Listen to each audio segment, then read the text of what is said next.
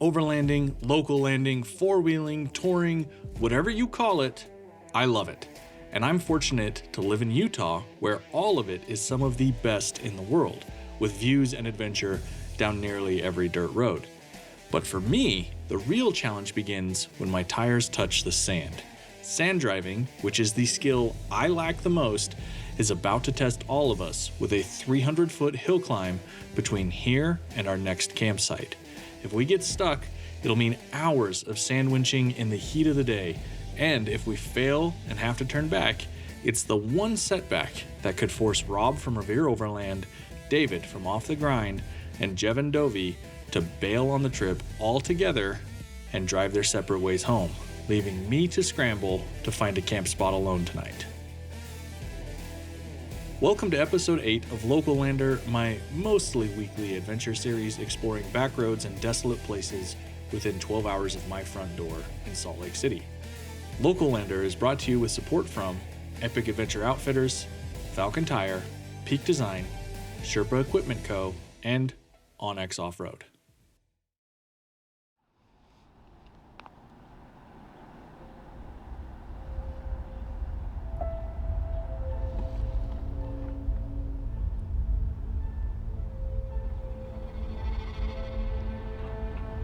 The task ahead is looming, and we're spending the morning preparing for, or more accurately, trying to ignore, the challenge that awaits us.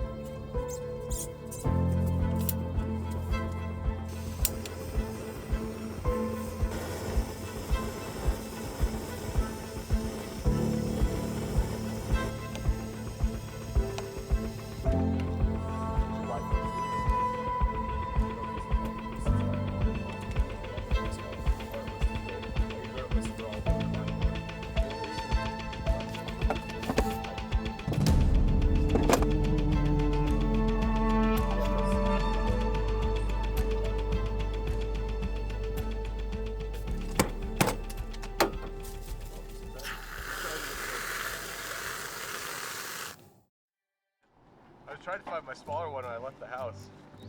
Whatever. Cream guy or no? Well, I have a hot chocolate because I'm a child. Oh, yours looks so much better. He's just eating the whipped cream. Well, it's because I don't want it, to go to waste. On big trips like this one, we often pool our footage together to help everyone publishing a video make the best content possible. We usually gloss over the personal footage and take only what we need to fill our own edits with necessary footage. But I can't help myself this time from taking this series of clips from Jevin showering. This trail is one of his first big trips with his new Alucab on his Gladiator, and like any of us, he is excited to play with all of his new toys. I love that he picked one of my favorite showers, the Geyser shower. It is a sponge bath shower system with a built-in heater that only requires a 12-volt power source. Well, and water. Using only a gallon of water, this shower can get you clean from head to toe without running through your entire water supply in one shower. While I love my propane heater for how quickly it heats the water, there is a lot to be said about the conservation of water from the Geyser, and I still carry my Geyser with me as a backup. If you would like to try out the Geyser shower system for yourself, I have included an affiliate link in the video description. By using this link, you not only get a great product, but also support my future adventures. It's a win-win.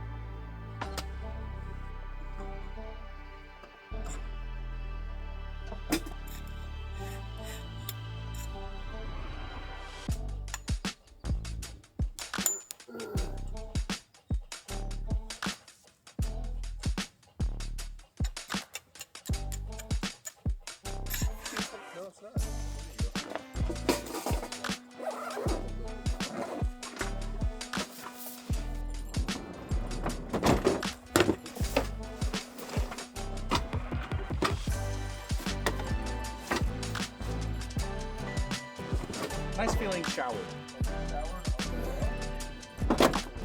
So now, 15 years later, Justin's finally ready to leave camp.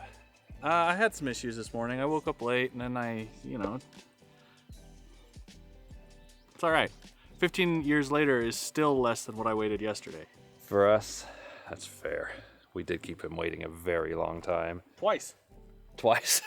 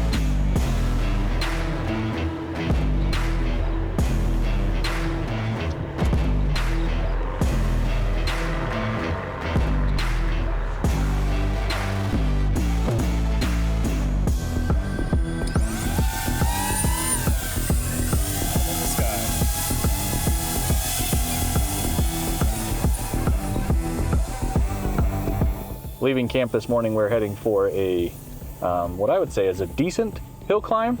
It's also a big sandbar. So I think we got to get up this, sandbar, sand dune. We got to get up this dune, and then I'm pretty sure that the trail evens out. Pretty sure. Can't say for certain. I'm also not sure I'm aired down enough. I'm only at about 17 PSI. So we'll get up to this sand thing and see what kind of mess we're really getting ourselves into.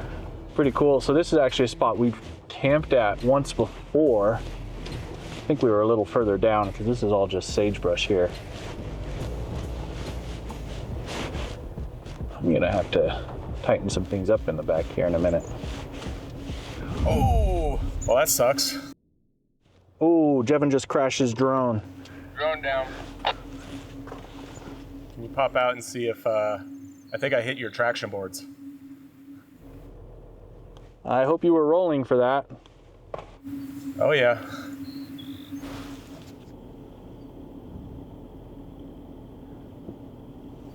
Anything damaged?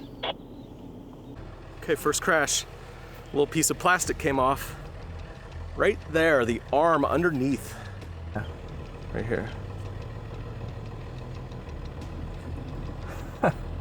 Oh man, I wish my camera was facing the other way on that. All right, let's see if it can fly still.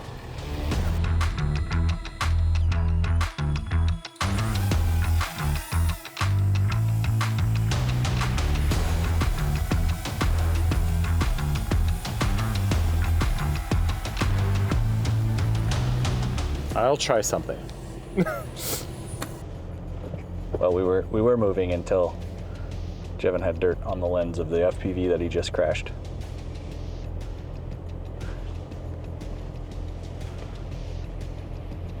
Clean. Go for it.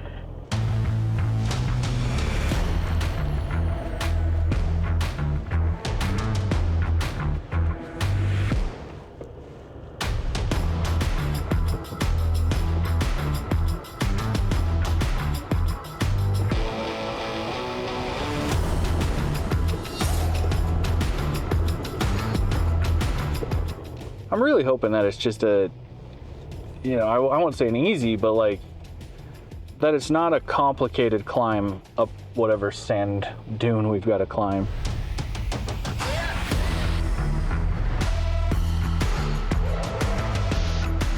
That looked like it was going really good. Man, that drone almost took a bath. Almost. All right, Justin, you can go. Oh, was I supposed to wait? I can't hear you all the time. I don't know why. That's a bummer. I had a good time. I wonder if this one has more than Onion Creek.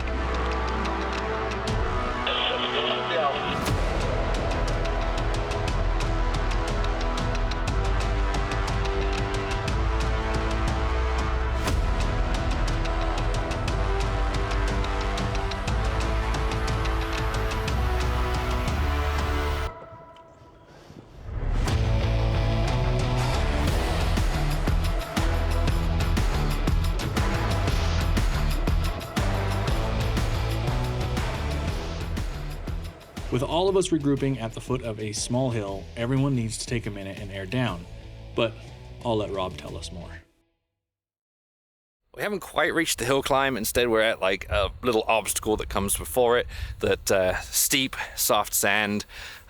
So we shouldn't have any problems here, but it's time to air down, and I'm gonna be airing way down.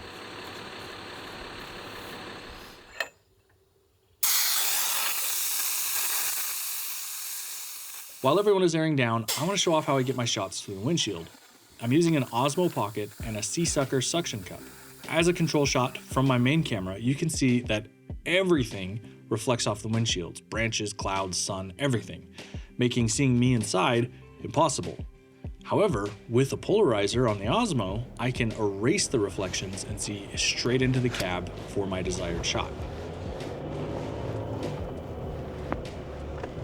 I decided just to go for it.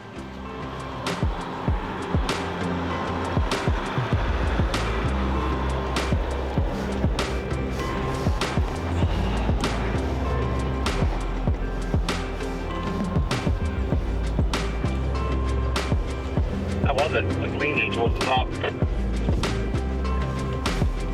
Honestly, it was really easy.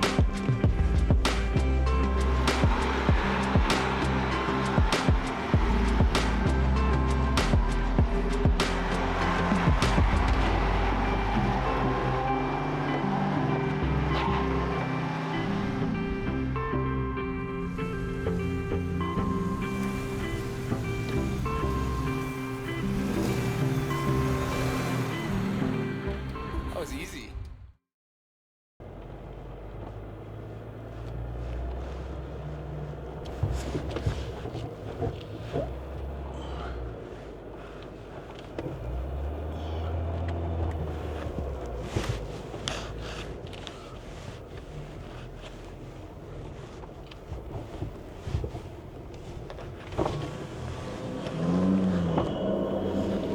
That was a good time. Yeah. You got anybody behind? Yeah, there's 2 more behind, or 3 more behind me.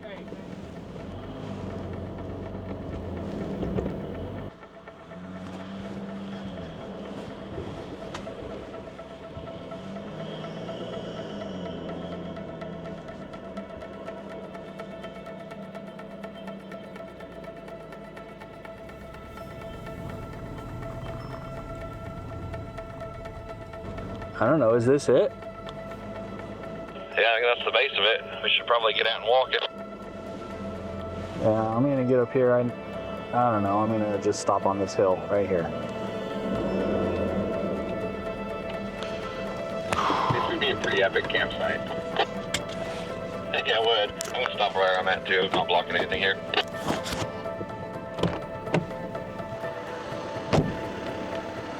Spider. Harder. Dude, that thing looks gnarly. I'm not sure I know what to do. Does it switch back or is it just like... There's 3 ways up.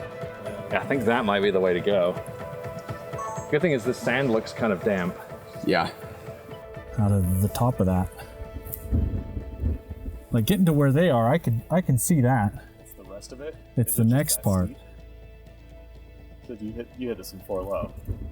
I have no idea. I'm terrible at driving in the sand.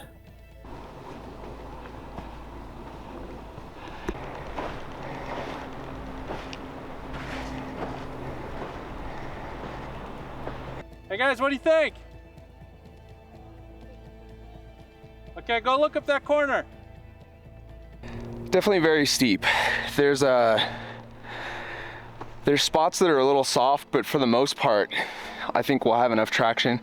Because it's a little damp and feels really, not well packed, but packed enough to where I think we can do it. We just need to carry some momentum for sure.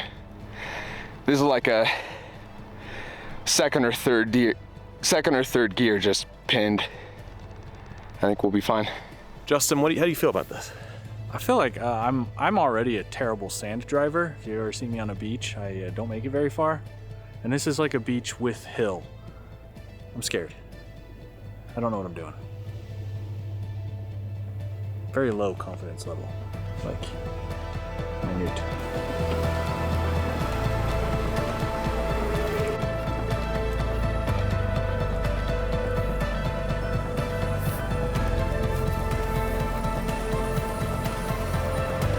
not gonna fit through that.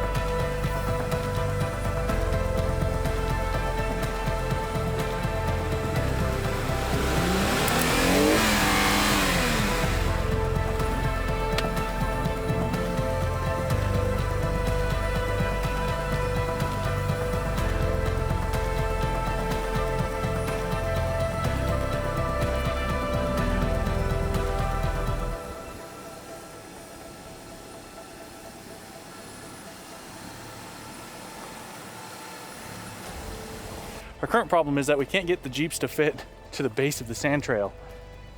Rob's trying a few different routes. I walked over here to see if maybe there was a different water crossing to get lined up. I am really not feeling this sand hill. Oh man. Let's see, he might have just gotten through.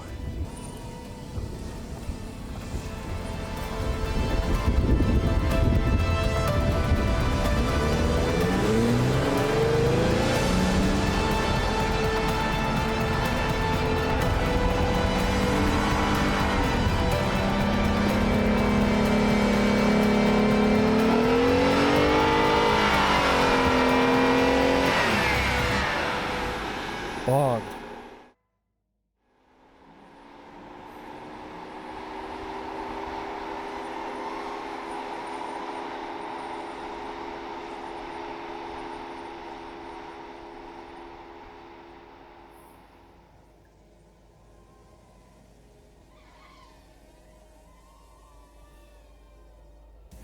So that's a little concerning.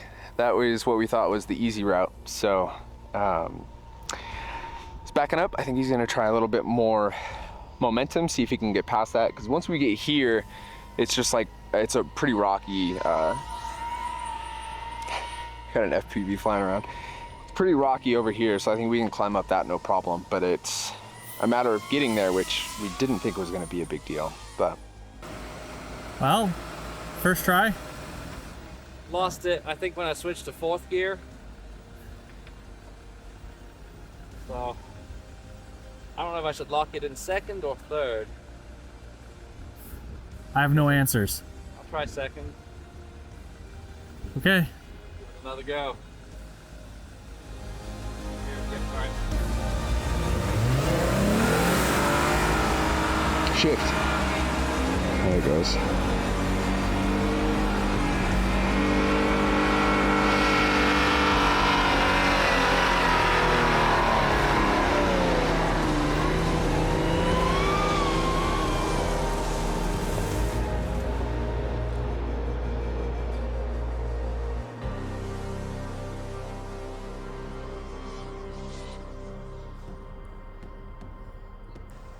Okay, I guess he made it. I think he said he just kept it in 2nd gear. I'm gonna get clarification on if he kept it in 4 low. And don't wish me luck.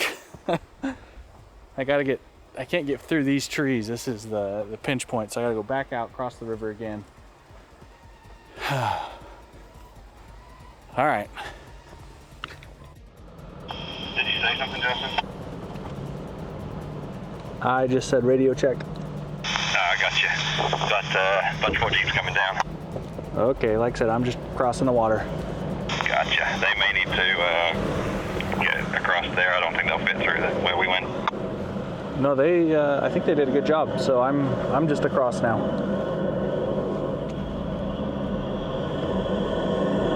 I was saying, when you got up to the top of that first right-hand corner and you say it turns into rock, did you then let it shift back to other gears, or did you stay in 3rd all the way to the top? I stayed in 3rd all the way to the top, but when you take that 90-degree corner, you can slow way down because it's rocky and you're not going to slip around in the sand. So really, you just have to get to that first 90-degree corner, and then it's basic after that. Exactly. And then if you end up needing to, if you lose momentum right at that corner, you can winch too. Not that I want to. No, I think even just doing what you did and backing down seemed easier. Yeah, it really wasn't bad. Okay, I'm getting ready to go, Jevin.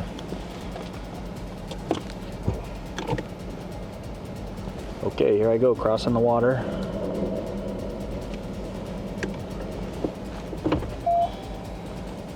Say that again. I said I'm just getting ready to cross the water. Copy that. and climb that stupid wall out of it. Yeah, that wasn't easy, and I went the easiest way.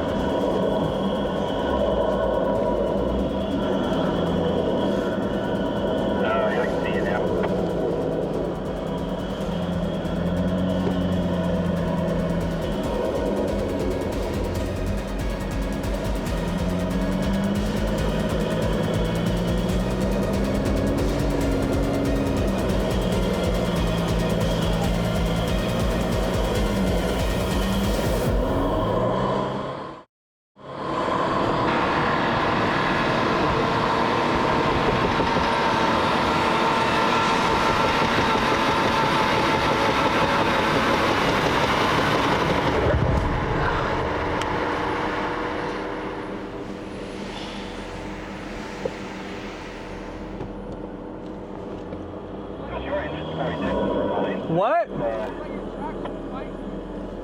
Hold on.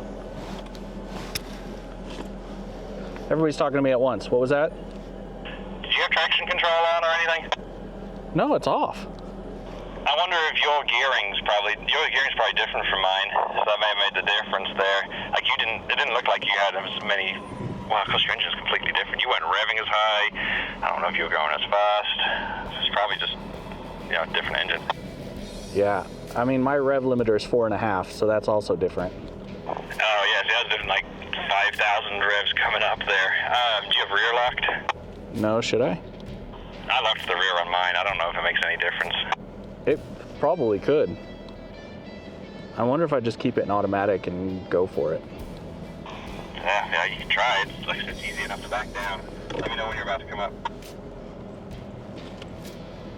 Okay, I'm gonna try it now. I'm just gonna lock in my rear.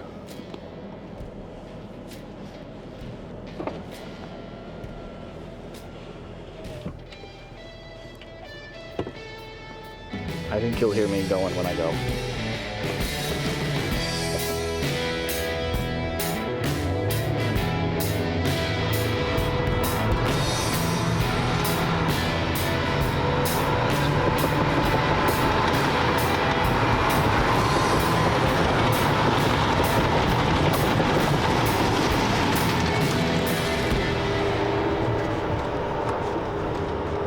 Boy, that was not fun. Woo! Nicely done.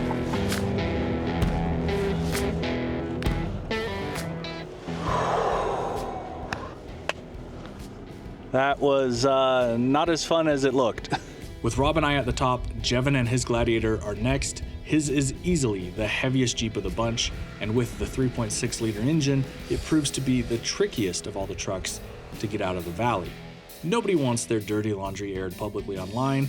It is tough enough to deal with the scrutiny of friends in the moment, and Jevin is doing a great job of dealing with his emotions after getting stuck. So, to all of you Monday morning quarterbacks, please hold your tongues. We are learning in real time here. This was another big push, and he's made it just a little bit further. This run was a confidence builder for him and the entire group. Maybe this will mean we won't need to turn around. The third time's a charm, right?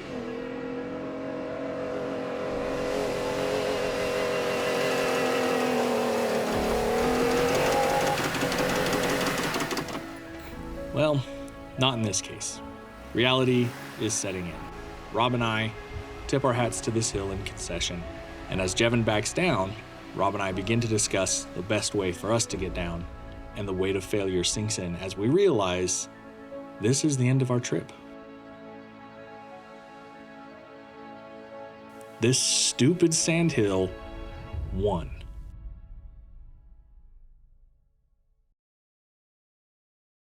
Just as I start moving back towards my truck with my head hung low, I hear the whir of Jevin's truck pushing up the hill again, this time with more conviction behind his right foot. And that was the trick. He pushed through the chugging and rounded the corner to victory.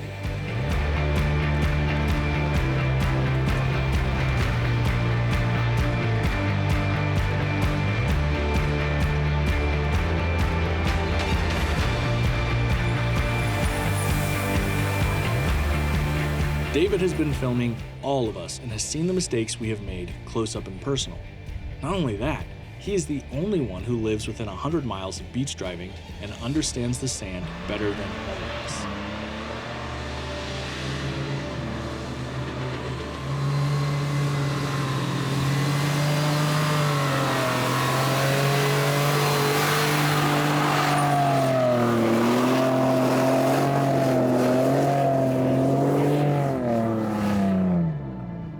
As he makes his run, it shows that he has done this before, and the Bronco pushes through without a snag. Are you dead? I'm dead. Well, like 70% dead. Because you drove it and hiked it. Drove it and hiked it. What an idiot. I'm pretty sure your man card is being delivered promptly. It's about time I got one. It's about time. It's gusty up here. Oh, I haven't listened to Guster in a long time. What's the band name? Guster? You listen to very different music than I do. Yeah. It's okay. We're still friends. I'll tell you You that. listen to Gautier. I listened to one song by Gautier. That's all he has anyways. Safe to say that hill climb took something out of us because we all got up to the top of the hill and promptly set up for lunch. And we haven't filmed anything because, well, this is the tail end of my sandwich. So happy lunch. What did we call that? Type 2 fun? Where in the moment you're like, But now we're all looking back on it like, dang man, good times. Look at what we did. So happy lunch. We'll drive soon. The emotional roller coaster of conquering the hill climb is hard to describe. On the one hand, we all succeeded, reaching the top and eliminating the threat of the hill climb canceling our trip, which was a weight we collectively carried until this point. On the other hand, we still have the Upper Barracks Trail to navigate and the unknown of our campsite for the night to solve. There is no time to revel in this midday success with so much unknown lingering, and it's time to get wheels rolling again.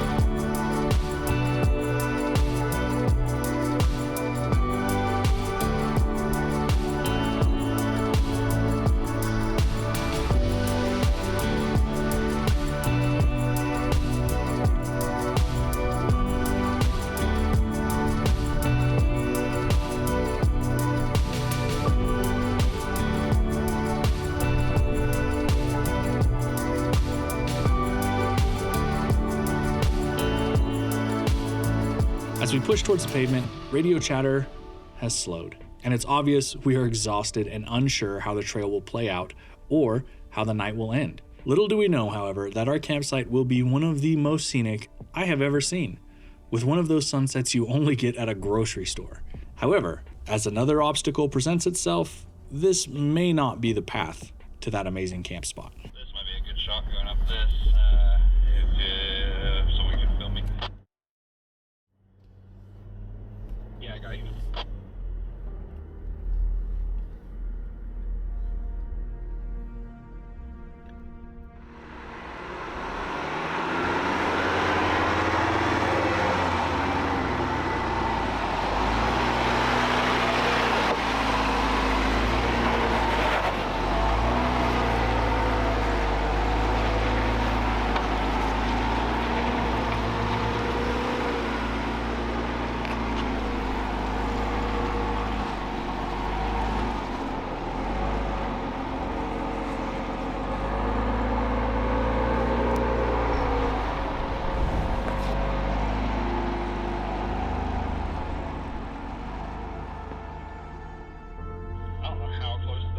was, but I worry about Jevin getting through there. As I get up there, I can come back down for you guys. Oh yeah, whatever. A spot would be great.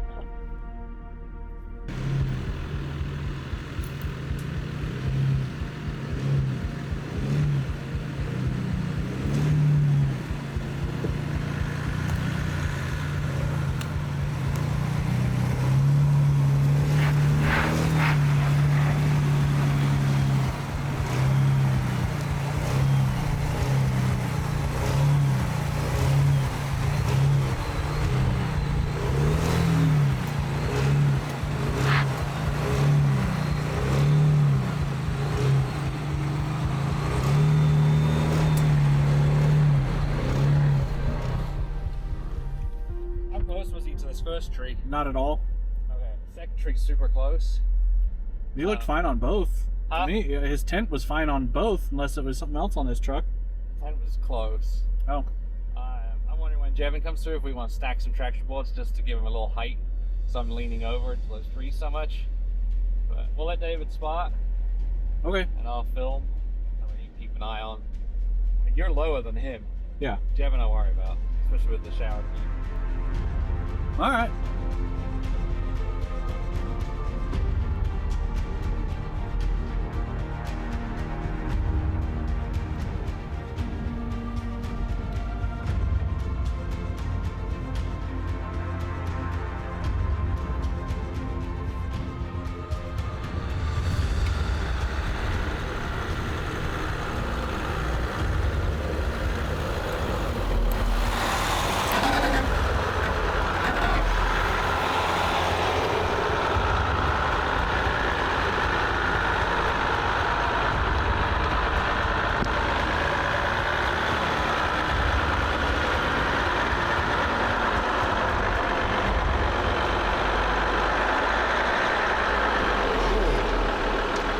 You're good. You're not gonna tilt over anymore, so you're good to keep going. You sure? Yeah. Straighten out or turn into it? Huh? Straighten out or turn into it? I would turn into it. So go passenger.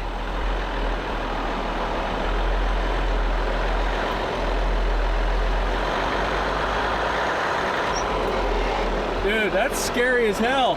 That's gonna drop in a minute, and then your back passenger's gonna bump up. Turn into it a little more.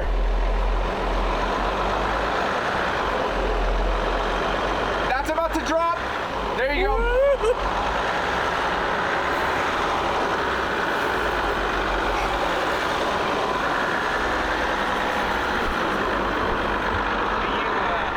I was just trying to avoid that tree, man. Jevin's gonna have fun through that. Whoa. Yeah, you were super into it, but. Wow. Okay. You want to take the traction boards off? Yeah. Okay, I'll pull up and bring them back. Okay.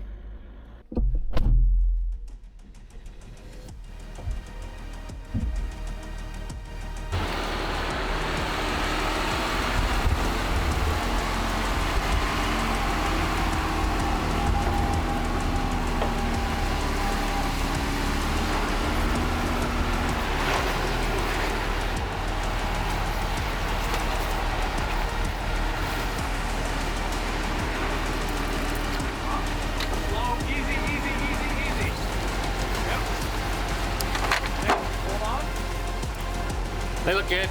Yeah, you're good, straight through. Okay, turn my way. Yep. You're good, it's gonna drop, you're good. I can't see his tent, how's he doing? Perfect, good, straight through, straight through, straight through. Ooh. That's it.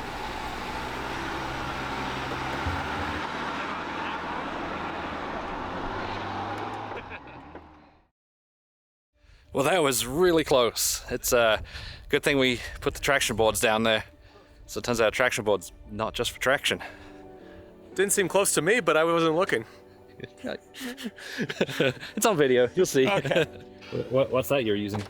This is an early version of the MaxTrax pin rotator tool from justinbmcbride.com.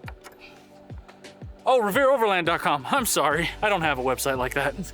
That is a super early version. I think he got the first one of those MaxTrax pin tools that I had on RevereOverland.com. Now they got a nice black finish, and they come with a little 10 mil hex on the end, which means you'll probably lose them.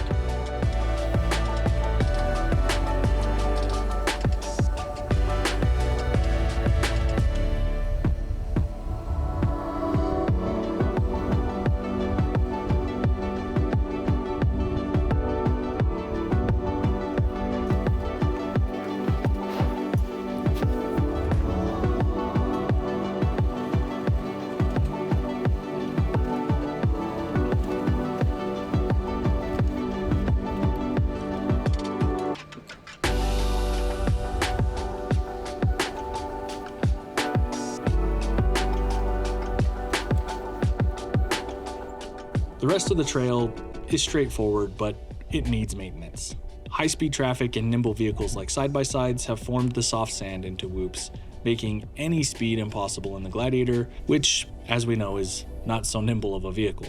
As I work to find the rhythm in the whoops, I can see my Howl, propane tank, and large water tanks struggling to stay vertical because I only have them held down with a front runner Stratchet. And you know it's bad when Jevin pipes up to tell me so. Justin, you might need to strap down your propane tank and your Howl. It's all over the place. So yeah, it's a stupid elastic strap. Let me jump out and give it a look at. These whoops aren't helping, I can tell.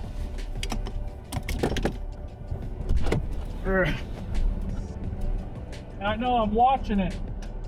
Listen, a piece of junk strap.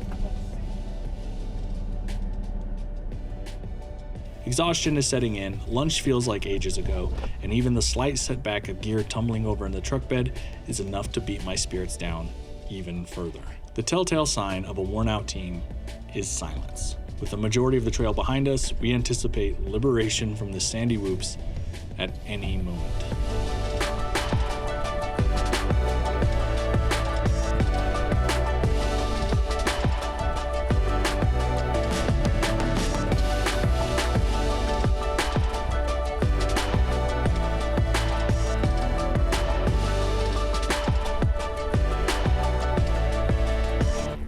As we continue down the trail, the discussion turns to where to camp tonight. So we have two options for how to get to White Pocket. And Google actually says that going south over the Kaibab Plateau is the quicker way.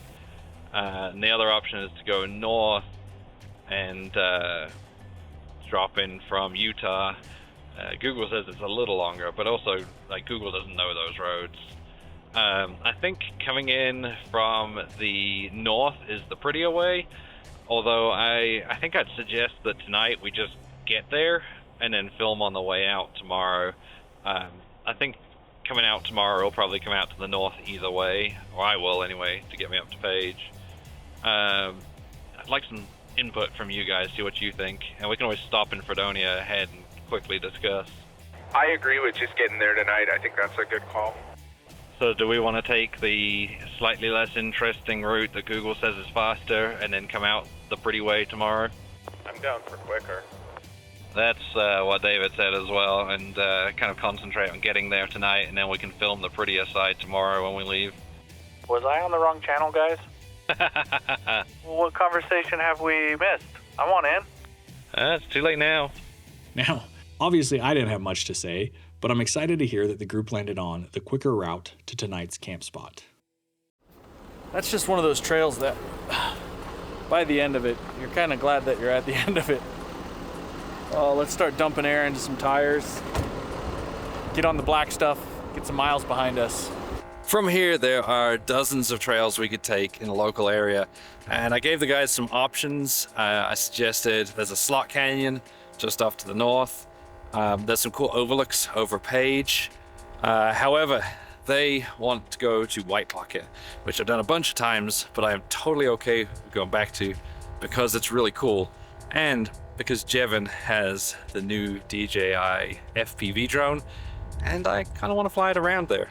So we're airing up, got some highway miles to go before we hit the trail to White Pocket, and I'll see you over there.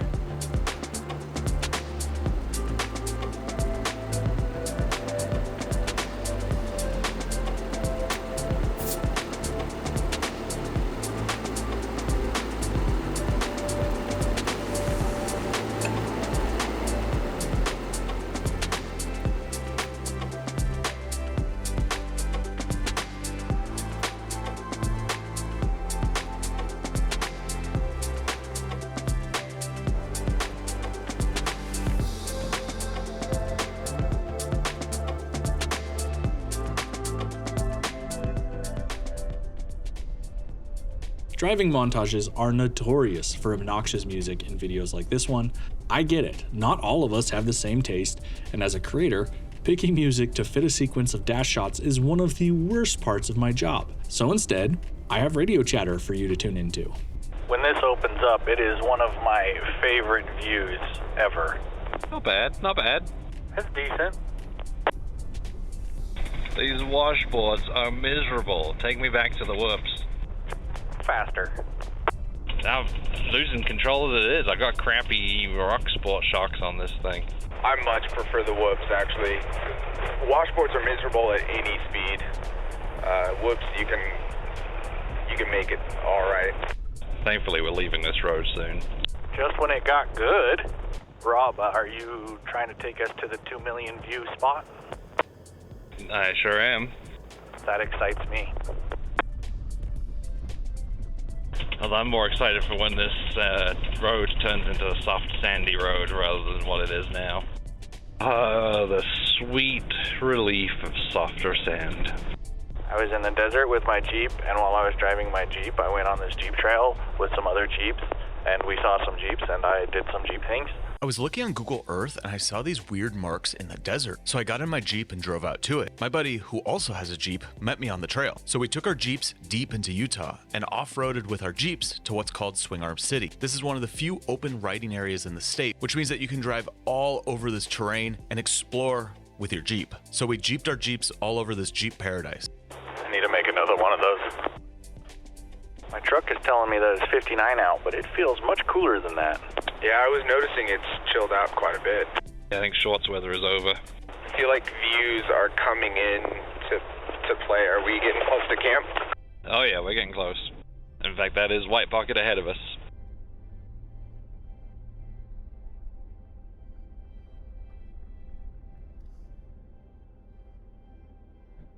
After a very long day of driving, the Jeep is parked, and we're at an area called White Pocket.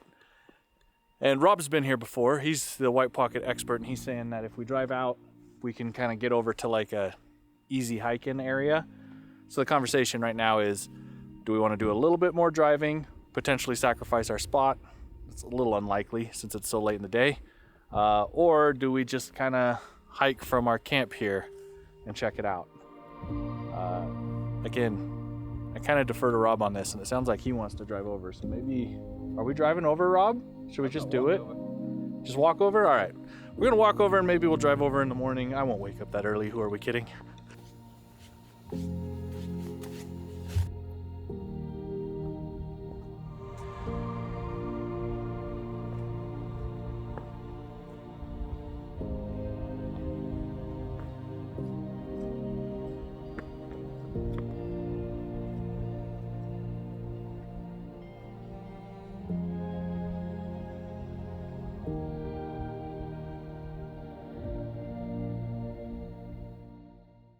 What do you think of this place? It's wild. This is wild. Oscar, wild. You're in a pretty good spot right here. I know, this is super cool, and it's got the ponds. So I'm just gonna It's like brilliant red right where you are. pull open my camera here, and I'm just gonna do like 120 frames a second. Oh.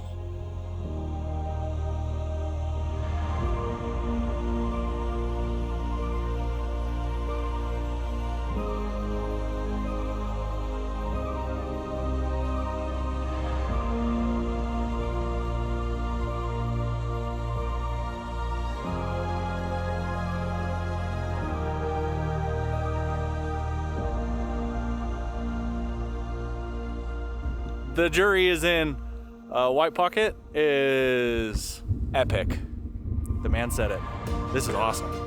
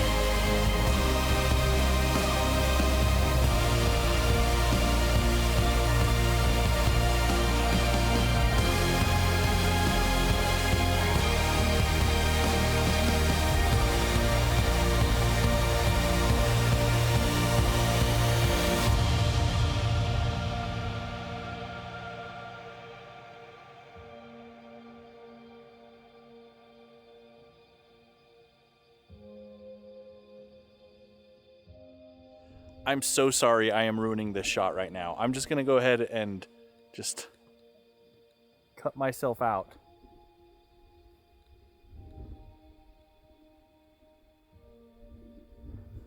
I'm back, let's go eat.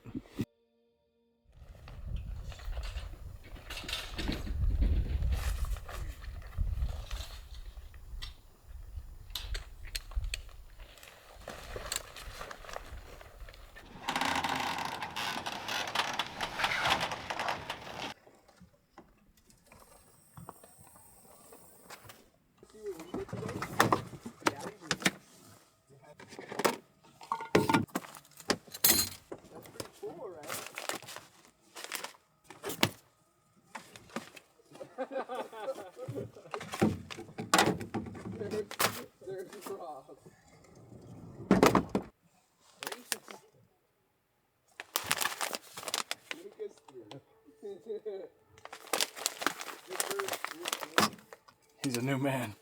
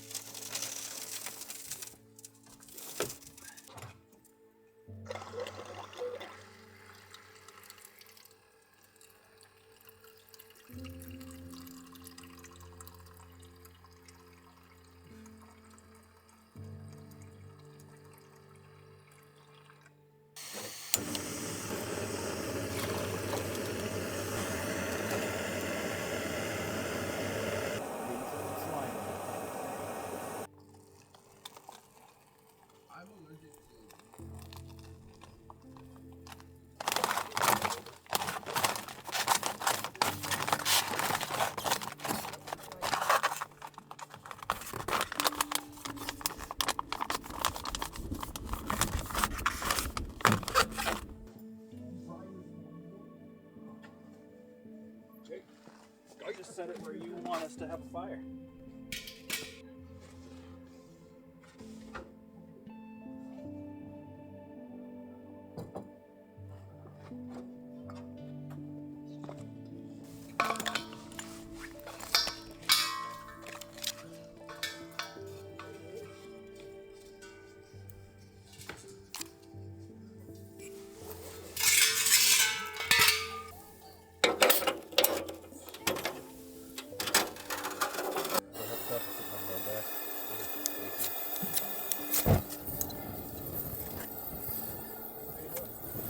And I've got cheese crackers.